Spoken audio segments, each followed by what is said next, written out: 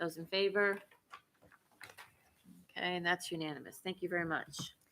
I recommend that minutes pertaining to litigation, legal update, Perrin versus Town of Richmond et al. Remain sealed. So moved. Second. There's been a motion and a second to have the minutes pertaining to the litigation legal update, Perrin versus Town of Richmond et al. Remain sealed. Any discussion, questions? Those in favor? Do we have to have any? Okay, that's unanimous. Thank you. I recommend that minutes regarding the matter of security, including but not limited to the deployment of security personnel or devices, approval of emergency operations plan, remain sealed. So moved. Second. There's been a motion and a second to approve the matter of security, including but not limited to the deployment of security personnel or devices, approval of the emergency operations plan, remain sealed. Those in favor? That's unanimous. Thank you so much.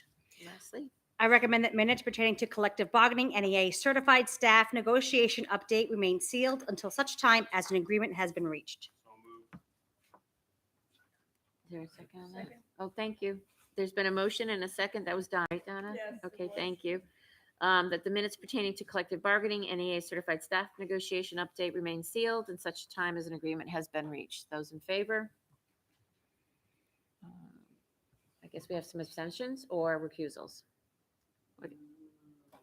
Just minutes. I'll Abstain.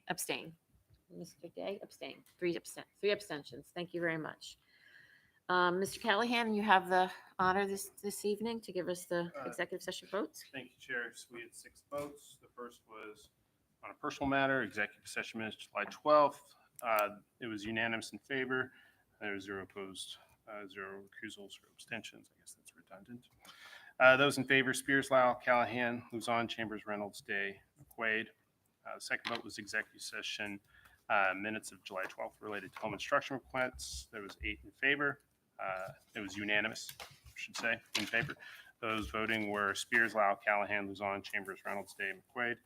The third was with respect to home instruction requests. It was unanimous in favor.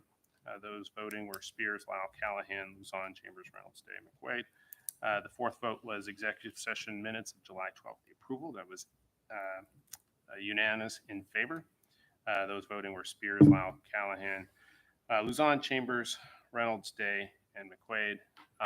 And then the fifth vote was the emergency operation plan approval. It was unanimous in favor. Those voting were Spears, Lyle, Callahan, Luzon, Chambers, Reynolds, Day, McQuaid. The final vote was to close and return to open session. It was unanimous in favor. There was only 7 votes on this one, though. Those voting were Spears, Lyle, Callahan, Luzon, Chambers, Reynolds, and McQuaid. Thank you, Mr. Callahan. We have recognition part of our. Yes, I'd like to recognize, and I see them both in the audience, our new athletic director, Justin Cahoon, and new assistant athletic director, Christian Calisi. Congratulations and Congratulations. welcome. Do you want to say anything? Would you like to just say- say a few words about yourself for the committee? A little bit of background on each of you. Yes. So, okay. They know who to look for. Well, yeah, thanks for having me. Appreciate it. Justin Cahoon, Wesley resident, born and raised, grew up in Wesley, graduated Wesley High School in 2006, went on and earned my degree in health and phys ed at Rick. Then I spent the last 8 or 9 years teaching and in the athletic department at South Kingstown High School. So I started there teaching for a year. Then I moved to Cranston. I was teaching in Cranston for a while and been involved in athletics at South Kingstown High School for the past 8 years. So happy to be at Charahoe. Well, welcome. Happy to have you. Yes, green and white. Yeah, go- Sure, Mr. Day. Go ahead. He is. Is that good? Is that a good thing or bad thing? Is that a good or bad thing? That's what I always ask. Oh, okay. Thank you. Yeah, it depends who you talk to. Let's put it that way. My dad was a graduate here in '77, I believe. Coached baseball for a while wow. at Wesley, and Yeah. now at Stonington. So Very nice. Thank you, Thank Justin. you. Thank you, Justin. Congratulations. thank you.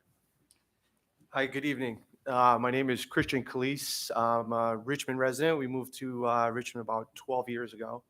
Born and raised in West Warwick, Rhode Island, went to Bishop Hendrick High School. Graduated from CCRI in Roger Williams and Rhode Island Municipal Police Academy in 1995. I was a police officer with the town of North Providence for 20 years. I retired as the deputy chief of police there. I moved on to Rhode Island College from there, where I spent the last 6 years with Rick. Roger Williams University alum, currently finishing my master's degree at Salve Regina. Athletic background, played hockey my whole life, high school, college, coached high school hockey, and also a buddy of mine and I started the Providence College Club hockey program at Providence College. So when this opportunity came to fruition, I applied and was fortunate to receive the position, and I feel it's a great way for me to be more active in my school community. Did you say that you teach criminal justice at the high school? I apologize, yes. And I've been teaching criminal justice here. This is going to be my second year full-time, but previous 7 years total. Yep. Thank you. Congratulations. Thank Yay.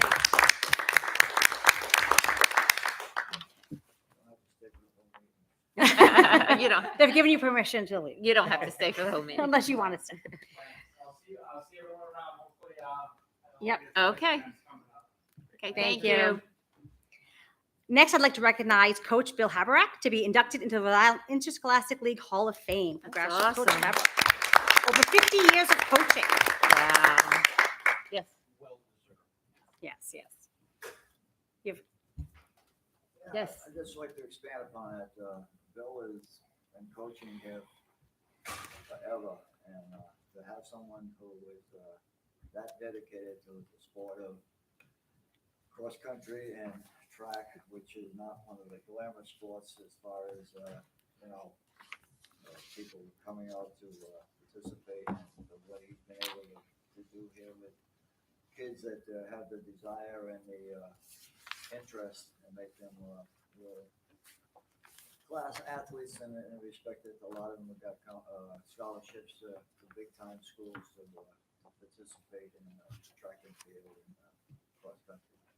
That's awesome. Thank you. Thank you.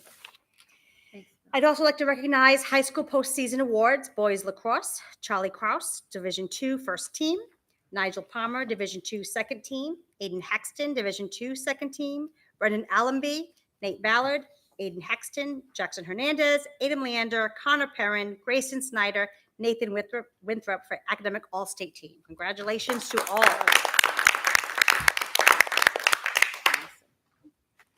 Okay, we're now at public forum, which is the time that the public has an opportunity to speak. If you have something to speak about that's on something that's not on the agenda, please come forward, introduce yourself, and keep your comments short, even though we only have one person here. So. It's just me. Yeah. Hi, I'm Polly Hopkins from Hopkinton. I was just wanting to get an update on the masking, if there was any communication that you've received, what we can be expecting to see. I know we have a policy in place that gives everybody choices. I just wanted to know if there's been any wind of change on that, or any discussion that we should, as parents, know about. Actually, in my back to school update, I'm going to mention that there's no change to the masking. It's still choice. People if they want to wear them, they can, and if they choose not to, there is at this point no executive order in place. So our goal is to open school with no masking requirement For the Hopefully teachers the too. limitation. for everyone. It's Yeah. not required. The only time there's concern is with if you have tested positive for COVID. Mhm. If you want to return early from isolation, you would mask 6 to 10. And if you choose to, you don't want to mask, you can just remain for the whole isolation for the students. Okay, understood. Thank you. Thank Oh, you. thank you, Ms. Hopkins. Anyone else? No? Okay, so we can move on. Thank you very much.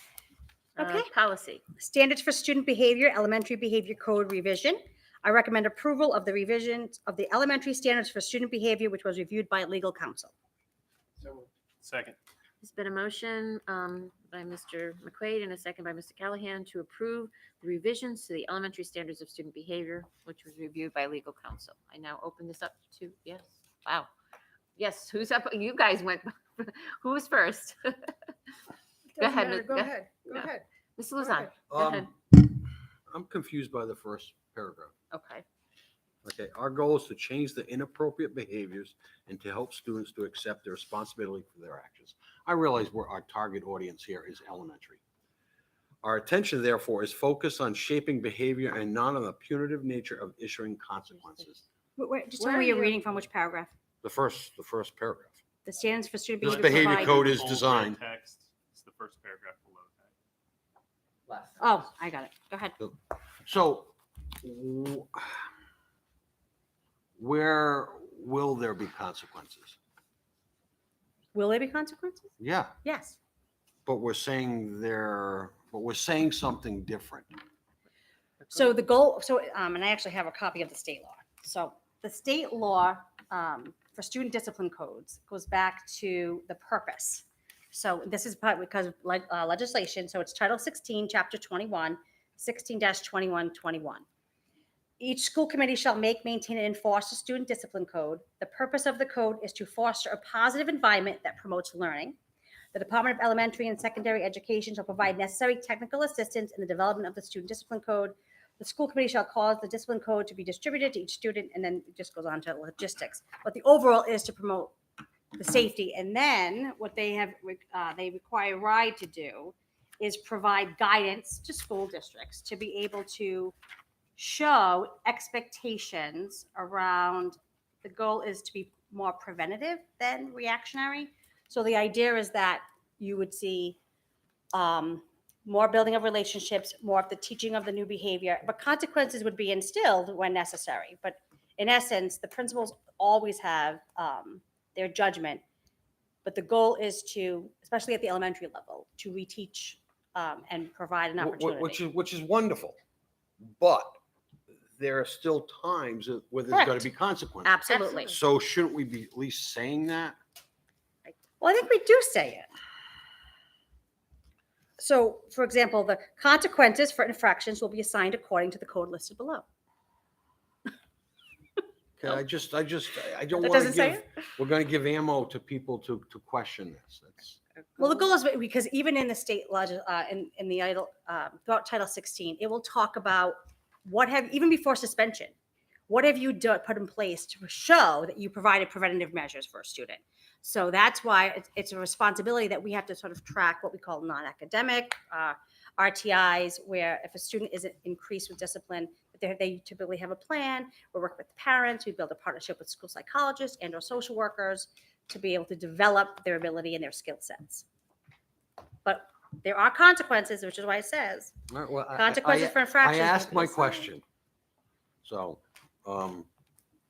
I just remember when my oldest daughter was in third grade. I mean, she had a class from hell. And it really, really affected her education that year. And I don't want to see classes like that. I mean, No, none of us do. We want to make sure we promote a healthy, safe school environment. okay. Okay. Yes. This is just for clarification. On page 8, and it also I'm suggesting it applies to all 3 of the behavioral policies, for all 3. Okay. I am still very confused between the definition of bullying and harassment. Okay? Okay. And I think on page 8, where it says bullying, and then it just says see policy against bullying, I think we should define bullying. Oh, okay. So on page 7 in the elementary. In the elementary, it's No, on page 7. Well, I have it on page 7D, bullying. No, it's page- on. Page Oh, 8, Yeah. I have it, well, whatever, where it's under the Because- definitions. Because there's Oh. layers to it. The recommendation from legal counsel was to link the policy against bullying because bullying has layers. But at least give a definition of it, because there's I a could- definition of a It's long. We harassment. can add it. Huh? We can add it right from the policy. So the, Yeah, at the bottom of yeah. the policy, you That's just want what me I'm to move it. suggesting. I'm happy to do that. okay. Okay, and then the other thing I was Prefer going that. to suggest, I'll ask Jonathan. Watson. there's another suggestion I have. Sexual harassment. Mhm. When you talk about on the right-hand side, defining it, I think where it says communication of a sexual nature, I think that should be in parentheses, verbal and nonverbal. So that's right out of the state definition. That's the exact state definition I'm just for the state code clarifying of to discipline. refine it. Okay, that's all. And then the last thing I wanted to suggest, and this would be for all three, is under Title IX, define Title IX policy. Just define what God. Title IX is. Don't make the Do person you know how who's long reading that this. is? That's, Huh? Do you know how long that is? that's long. Yeah, but just what does Title IX refer to? Sexual harassment. Well, Sexual harassment. Put Right. it there. Put some little indicator where the person, no, it isn't. Yeah. I'll talk. I'll ask. Okay. So do you have to make motions for? I don't know. Yeah. So just some reference to what Title IX refers to. And yes, if Would a it's link sexual. be helpful? Huh? It Would a is link- linked. Oh, it No, is I, linked? I Okay. think that a link is complicated. Yeah. Title IX is complicated. Huh? The Title IX is It's complicated. complicated. Yes, Okay, well, this- the again, link it's- is fine then. Because if you remember in your policy, there's specific things that have to occur with the Title IX investigation that Right. you would not be able to explain all. In a It's code. multifaceted. But my point is, and I get that, but my point is this is indicated under definitions. And if you have to go to a link to define something, that makes it a little more complicated. Just, you could, anyway, just for I clarification. mean, but if you don't, what I would have a problem with that, Donna, is if you don't put everything that's involved in Title IX and put one thing, then someone's might not understand that it is more than one thing. But then you can put in parentheses the link. Anyway, never mind. I'm just being Do you- picky. am I- Because this is for people to be able to understand it clearly. So the reason why the link is because it Okay. provides you with all of the information as opposed to us providing what we believe maybe would be a paraphrase Yeah, because that's my point. Title IX can be very litigious. So we don't want to have something, John's advice was that they review the policy of the expectations. Because we were finding even in Title IX investigations, students, families, even when we provide them with all the logistics, we have to walk it through a few times. Okay, well, again, just suggesting. That's it. Thank you. Anybody else? So now we just have a motion. Oh, yes, Ms. Can I ask a question? Sure. Or maybe a couple. Gina had stated that Title 16 was a state code.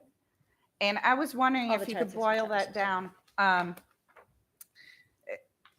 to how restorative practices got into the elementary, middle, and high schools, into all of these policy revisions. So is there a state code that's like Not a mirror to Title 16 that you were describing that initiates restorative practices, or does that come down through RIDE? And It comes their down, so the state Title 16 is over, the oversight is RIDE.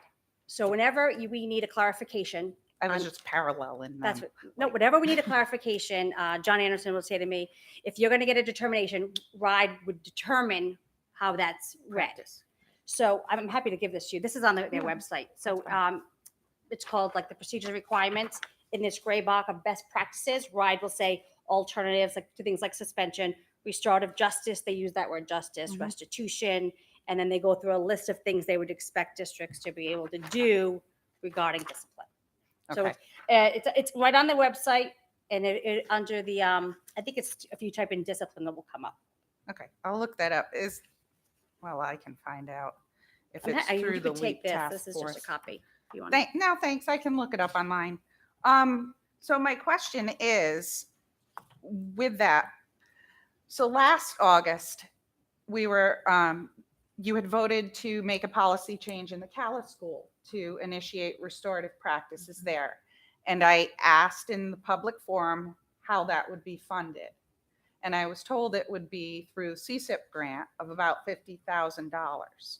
So following up on my end, I filed an APRA request requesting the details of that, and through that request found out that there was no money that was dedicated to restorative practices at Cala. So help me understand how teachers are trained or particular is. So, So we're if- not looking. I know a lot of people use the terminology, and there's Mhm. like specific curriculum you can